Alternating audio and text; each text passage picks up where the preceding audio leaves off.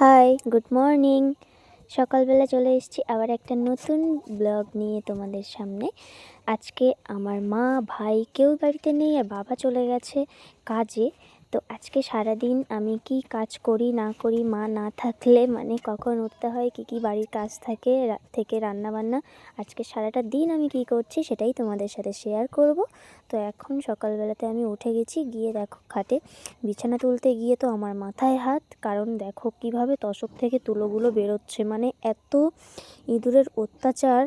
আর তার উপরে গেছে আমার হাতটাও কেটে, সেটার একটা প্রবলেম বুঝতে পারছি না। মানে এই দেখো আবারও কতটা মতো তুলো বেরিয়েছে। এইভাবে যদি গদি থেকে তুলো সব ইঁদুরে কেটে নেয় তাহলে তো কি কি করে হবে বলো তো। আমি শুয়ে থাকি, আমার মা জানো আমাকে মাঝে মাঝে বলে যে আমি নাকি ইঁদুরের মানে কি বলা যায় আর ইঁদুরের সব বংশ নিয়ে আমি নাকি শুয়ে থাকি। এটা ভাবা যায়? এর নিচে যদি থাকে, তুমি দেখো কতটা উঁচু আছে, তোমরা বলো তো। এবার এর মধ্যে যদি এত ইঁদুর থাকে আমি কি করতে পারি? কত পিটাই, তারপরেও এরা যায় না, জানিই না।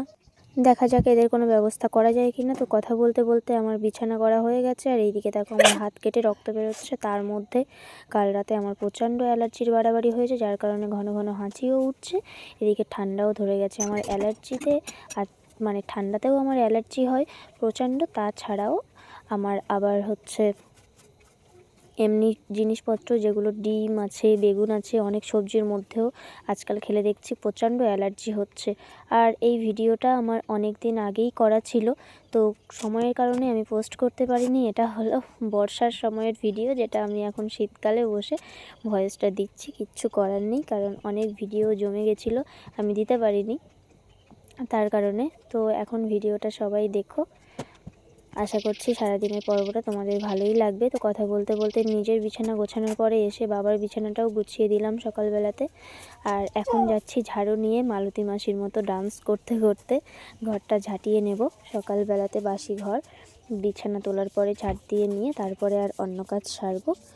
তো ঘরের মধ্যেটা ঝাড় দিয়ে নিয়েছি। আর এই দেখো এতগুলো বেলুন, এটা সবাই আমার আগের ভিডিওগুলোর মধ্যে দেখেছো যে একটা ভাইপোর জন্মদিন ছিল, সেখানে প্রচুর প্রচুর বেলুন সাজানো ছিল।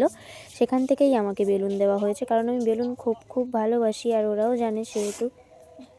তো বন্ধুরা, ঝাড়ু দেওয়া বিছানা গুছানো সবই কমপ্লিট। আর আজকে শাড়ি দেওয়ার ডেট, আজকে মালিক আসবে। অলরেডি দুটো শাড়ি কালকে দিয়ে গেছে দুজন, আজকে আরও অনেকগুলো শাড়ি আসবে।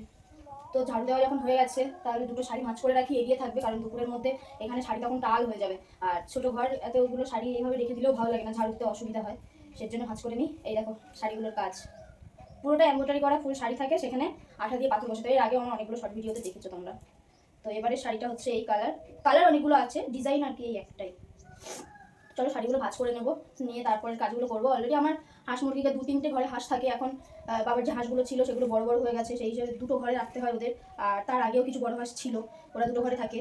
মা যে কয়লার মুরগি চাষ করেছিল সেগুলো অল্প কিছুটা আছে এখনও, সেগুলোকেও খাবার দেওয়া হয়ে গেছে, জল দেওয়া হয়ে গেছে।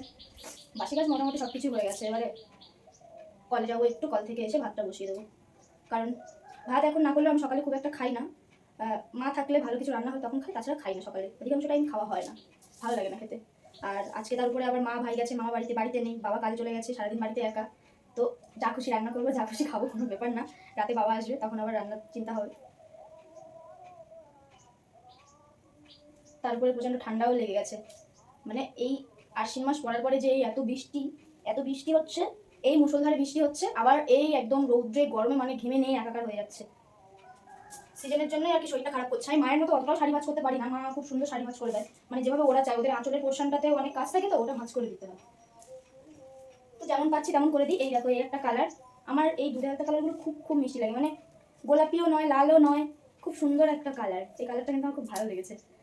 মাঝে মাঝে মালিককে বলা হয় জানো তো, যে কাকু এমনি এরকম শাড়ি বিক্রি হয় না, তো এইসব শাড়িগুলো এইদিকে বিক্রি হয় না, এগুলো নাকি মহারাষ্ট্রের দিকে ওইসব দিকে আর কি বিক্রি হয়ে থাকে।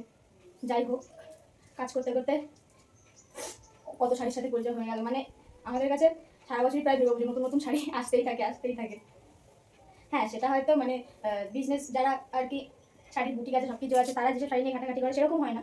আমাদের এটাতে খাটতে হয়, কাজ করে, মানে একটা কিছু অপূর্ণ থাকে সেটা আমরা পরিপূর্ণ করে দিই, সাজিয়ে তুলে তারপরে সেটা মালিকের হাতে তুলে দিই। এই গোটা 12 হাত শাড়িটাতে এই হাতের সাহায্যে একটা একটা করে পাথর দিয়ে আঠা দিয়ে পুরো শাড়িটাকে, মানে যে কষ্টটা দিয়ে আমরা সাজানোর পরে শাড়িটা তো সুন্দর হবেই। এটা প্রত্যেকটা লেবারেরই হাতের কষ্টের ফলে এই শাড়িগুলো সুন্দর হয়। দেখো জাস্ট লাইটটা দেখো শাড়ির, খুব সুন্দর শাড়ি। কিন্তু এইসব শাড়িগুলো কুচি করা, আমরা যারা বাঙালি আছি খুব একটা এই শাড়িগুলো বাঙালিরা পরে বলে মনে হয় না, মানে কুচি করা খুব টাফ ব্যাপার, কুচি হতে চায় না, স্লিপ খায় প্রচুর। ওদের পরার স্টাইলটাও অন্য, তো ওরা ঠিক ক্যারি করতে পারে।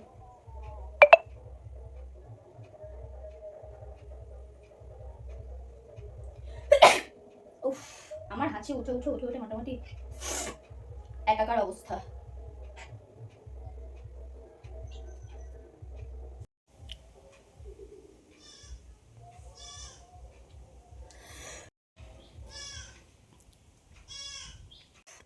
অ্যালার্জির কারণে হয়তো এগুলো হচ্ছে। কলেজে যাবো এবার, মোটামুটি টুকটাক সব কাজ হলো। তো চলো তোমাদেরকে দেখাবো। আমি হাঁসের ঘর এখান থেকে অনেকটা দূরে, তো মানে দেখাচ্ছি আর কি। আমাদের যে নতুন ঘরটা হচ্ছে তার অপোজিটে ঘর, হাঁসের ঘর, তোমরা দেখেছো। এবারে আমি ওই সাইডটাই ছিলাম। এবারে কেউ যদি গেটের সামনে দিয়ে আসে হুট করে দেখতে হবে না, তো এই দরজার সামনেতেই দেখছি বিল কেটে গেছে। তো এটা কিসের বিল? অবশ্যই এটা মা দুর্গা। সকাল সকাল মা দুর্গা দশভূজাকে দেখতে পাচ্ছি, যেটা আজকে আমি একা এক হাতে কাজ করবো। তো এখানে চাঁদা কেটেছে 251 টাকা। আর এখানে হয়তো প্রোগ্রাম কী কী আছে সেগুলোই দেওয়া আছে। যাই হোক, ব্যাপারটা হচ্ছে এখন কেটেছে 251 টাকা। যখন এটা বাড়িতে কেটে গেছে তো ওই জন্য 251 টাকা। যখন আমাদের দোকান ছিল তখন দোকানে 1000 টাকা করে কাটা হতো। যাই হোক, এবারে 251 টাকা এসে যেহেতু আমাদের দোকানটা বন্ধ আছে। একে দেখো, এই যে হচ্ছে আমার দুঃখের কারণ। এই যে একজন মহারাজা আমার, মানে কি আর বলবো, তশকটা এমন করে কেটে দিয়েছে, তুলো দিয়ে বানানো গদিটা, সরি গদি না, তশকই বলে তা মনে হয় তাকে। আমার মা আসলে, এইদিকে তাকা এইদিকে তাকা, আমার মা আসলে তোর থেকে বেশি আমাকে পিটাবে। যে কেন? সে তো আর বুঝতে পারছে না যে তোদেরকে আমি আমন্ত্রণ করি না। হ্যাঁ বল, সে তো আর বুঝতে পারছে না যে তোদেরকে আমি আমন্ত্রণ করি না। তোরা নিজে থেকেই চলে আসিস, বিনা নিমন্ত্রণে এসেছিস আমার ঘরে। এসে গিয়ে তোরা তোদের কাজ করা শুরু করেছিস। কেন বলতো? কেন বলতো? সারা খাটে তুলো ছড়িয়ে দিয়েছিস, সব কিছু কেটে টুকরো টুকরো করে দিয়েছিস। তো গাইস, কালকে ছিল হাটবার আর কি, চুনাখালিতে বাজার ছিল। তো সেখান থেকে আমার বাবা কিছু চপ এনে রাত্রেবেলা এখানে দেওয়া হয়েছে। আর এই যে উনি লোভে পড়ে ঢুকে গেছে, তো বাবা এটা বাইরে বের করে রেখে দিয়েছে। আমি এখানে কীভাবে খোলে কী করে আমি কিছুই জানি না। তো যেখানের মানুষ সেখানেই থাক, যুদ্ধ করতে লাগুক। তুই এবার এটা কাট, এই লোহার এটা কাট, তো দাঁতে কত শক্তি আছে। আমার তো পিটুনি খাবার জোগাড় করে দিয়ে, মা আসলে কি বলবে, বকা তো দেবেই। ওরা অনেকক্ষণ দিয়ে কুকুর কুকুর করছে, খাটে কিছু কিছু টাইম করে। তো আমি মানে আমাদের সারা ঘরে প্রায় বললে চলে অনেক অনেক বড় বড় ইঁদুর হয়ে গেছে। গাছের থেকে মাঠে তো এখন জল আছে, মাঠের যে ইঁদুরগুলো হয় সেগুলোই ঘরে চলে এসছে। যাই হোক, এরকম করে এর আগেও অনেকগুলো ইঁদুর ধরা পড়েছে। আর আমার খাটের অবস্থাটা তোমরা দেখে, পুরো তুলো চারিদিকে পুরো ভর্তি হয়েছে। এই যে এটা হচ্ছে আমার বেলুন, বুঝতেই পারছো, তোমাদের যে ভিডিওটা দেখিয়েছি বার্থডে বাড়ির, সেটারই বেলুন। আমার বেলুন খুব ভালো লাগে। তো আমাকে আসার সময় জেঠিমা কটা বেলুন দিয়েছে, তোমাদের নেক্সট পার্টে দেখাবো বলেছিলাম, তার আগে বেলুনটা দেখিয়ে দিলাম। তো চলো কলে যাবো এবার। ওটা মোটামুটি উনুনে তো রান্না করি না, মা এসেই রান্না করে। গ্যাসটা মুছে নিয়েছি, থালা বাসন সব এখানে মাজা হয়ে গেছে। চলো, কলসি আমি বের করে নিয়েছি। রানী, ও রানী, মা কোথায় মা? আর এই যে হচ্ছে মহারানী, তার খাবারও আছে, জলও আছে, তার বাবা তাকে দিয়ে গেছে, কোনো চিন্তা নেই, তোমার কোনো টেনশন নেই। মানে ওই ঘরে মুরগি আছে, মুরগিকেও খাবার দাবার দেওয়া হয়নি, আমি দিয়েছি। হাঁসগুলোকেও দিয়েছি, হাঁস হোক মুরগি হোক মানুষ হোক কারোরই খাওয়া দাওয়া হয়নি। কিন্তু এই যে মহারানী আছে, এনার কথা সবার মনে থাকে, আমাদের বাড়ির সবাই একে দিতে ভুল করে না। বুঝছো, ওর খাবার দাবার সবসময় রিজার্ভ থাকে, না হলে ওর মাথা গরম হয়ে যায়। আর মাথা গরম হয়ে গেলে ওর শুধু বাটিতে জল থাকে, যেটা থেকে দেখো বোঝা যাচ্ছে যেখানে ছেদলা পড়ে গেছে, ও এই জল ফেলে ফেলে আর কি এখানে মাথা ডুবাবে শুধু। বাইরে বের করে যদি স্নান করানো হয় ওর খুবই কষ্ট হয়, তার জন্য ও এখানেই মাথা ডুবিয়ে ডুবিয়ে স্নান করে। রাত্রেবেলা বৃষ্টি ছিল, তোমাদেরকে বলছিলাম যে এই রোদ এই বৃষ্টি। এদিকে দেখো আকাশটা দেখো কি দারুণ ঝলমলে, একদম নীল আকাশ, পুরো রৌদ্রে ভর্তি, দেখতে পাচ্ছ কি দারুণ লাগছে। এখন এই দারুণ লাগছে, আবার হুট করে দুপুরবেলা কে বলতে পারে আবার মেঘ নিয়ে এসে আবার ঝমঝম করে বৃষ্টি দিয়ে যাবে। এই তো হচ্ছে এখন, যার জন্য ওয়েদারটা খুবই খারাপ। এই জন্যই আর কি শরীরটা খারাপ করছে, হাঁচি হচ্ছে, মাঝে মাঝে হালকা জ্বর থাকছে। মানে এরকম বৃষ্টি ওয়েদার, এরকম মাঝে মাঝে মেঘলা করলে এরকম তো হবেই। তো চলো গাইস, আমি কল থেকে ঘুরে আসি আর কি, কারণ ওই রাস্তাটা খুবই খুবই পিচ্ছিল, দেখেছো তোমরা। সেখানে ফোন নিয়ে যাবো না আজকে আর, একা আছি, কেউ ফোন ধরে দেওয়ারও লোক হবে না, সেই হিসাবে আজকে আর ফোন নিয়ে যাওয়ার সাহসটা দেখাচ্ছি না, রাস্তা যতটা খারাপ। তো চলো কল থেকে আসি, তারপরে ভিডিওটা আবার কন্টিনিউ করছি। তো দেখো ভাত বসিয়ে দিয়েছি, এদিকে ভাত হোক। এবারে দেখি কি সবজি আছে, বাবা কালকে বাজার করে এনেছে, যেগুলো ব্যাগ থেকে বার করিনি। ফ্রিজে কী আছে একটু দেখতে হবে। ফ্রিজে আমি বিশেষ কালকে কিছুই ঢোকাইনি। এ বাবা, চারা অবধি বাবা ফ্রিজে ঢুকিয়ে রেখেছে, এটা কেমন কথা। যাই হোক, এখানে টমেটো ছাড়া তো আর কিছুই নেই, টমেটো আর এছাড়া ফ্রিজ পুরো লোড হয়ে আছে, একটুখানি মাছটা বের করতে হবে। কেউ নেই বাড়িতে, তাই সব মাছগুলো থাক। ওর মধ্যে আই থিঙ্ক কালো কেরি ব্যাপারে হয়তো চিংড়ি মাছ আছে। এখানে আমি রূপচাঁদ মাছ 3 পিস আছে, 1 পিস আমি খাবো, বাবার আমার রাত্রে হয়ে যাবে ওই মাছে। সবজি কী কী আছে সেগুলো বের করে একটু ফ্রিজে ঢোকাতে হবে। বাবা শসাটা কাল রাতে ঢোকানো হয়নি। বেশ অনেকগুলো পুঁই শাক আছে, পুঁই শাকের পাতাগুলো ছাড়িয়ে রাখতে হবে। চিচিঙ্গা এনেছে, আচ্ছা তরুণ এনেছে, সরষের তেল, এখানে ভেন্ডি আছে যেগুলো গাড়ির মধ্যে বের করতে পারছি না, উচ্ছে আছে, ভেন্ডি আর উচ্ছে। তো এগুলো আপাতত বার করে নিই, ফ্রিজের মধ্যে যেগুলো রাখার রেখে দিই, আর সব বাইরে রাখবো। দেখি এগুলো ফ্রিজে রাখলেও তো ভালো থাকবে না, এই ডাটাগুলো রাখতে হবে, পাতাগুলো ছাড়িয়ে নিতে হবে। তো যতটা তাজা আছে ভাবছি এই পুঁই শাকের পাতাগুলো দেখছি বেশ অনেকটাই চিংড়ি মাছ আছে, এর থেকে কটা চিংড়ি মাছ নিয়ে নেবো, নিয়ে আর পুঁই শাকের পাতাগুলো দিয়ে চচ্চড়ি করবো, আর মাছটা ঝাল করতে হবে। চলো কিছু মাছ বার করে নিই, কারণ এত মাছ তো লাগবে না, যে কটা লাগবে সেগুলো জলের মধ্যে ভিজিয়ে রাখি, এগুলোই কেটে নেবো। একা খাবো সারাদিনের জন্য, বেশি কিছু লাগবেও না।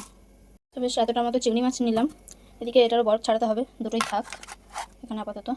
চিংড়ি মাছের বরফটা ছাড়াতে বেশিক্ষণ লাগেনি, ওগুলো এবার কেটে নিলেই হবে। তো এগুলো বরফ ছাড়ানোর জন্য জলে দিয়ে দিয়েছি।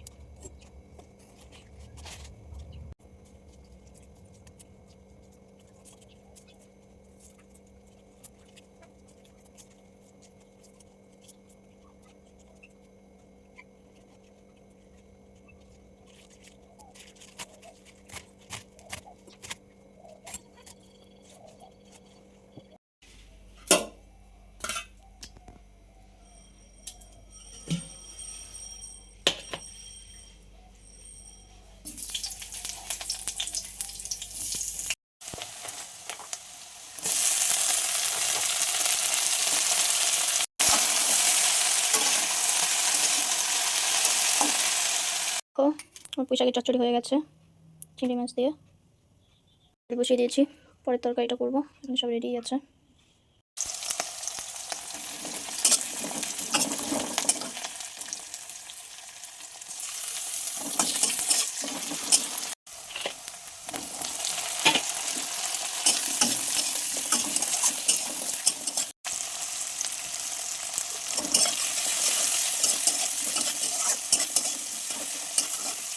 এদিকে তরকারিটা বসিয়েছি, ফুটছে, সেদ্ধ হোক আলুগুলো।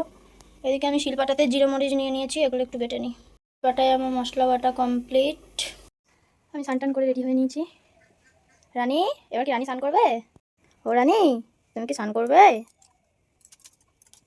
গিয়ে দেখি পেয়ারা সব পাখিতে খেয়ে নিচ্ছে, এরকম ছোটো পেকে যাচ্ছে, এগুলো পুরো পাকা, এগুলো একটু একটু ডাসা আছে কিন্তু তাও পেকে গেছে, প্রচুর পেয়ারা গাছে পেকে গেছে। মাছের তরকারিটা, তো চলো এবার খাওয়া দাওয়া করবো। আজকের ব্লগটা এখানেই আমি শেষ করছি, আশা করছি সবার খুব ভালো লাগবে, সবাই পুরো ভিডিওটা দেখো। দেখা হচ্ছে নেক্সট কোনো পর্ব, ততক্ষণের জন্য সবাই ভালো থেকো, সুস্থ থেকো, আর হ্যাঁ আমার চ্যানেলটা অবশ্যই সাবস্ক্রাইব করে দিও, লাইক কমেন্ট করে শেয়ার করে পাশে থেকো।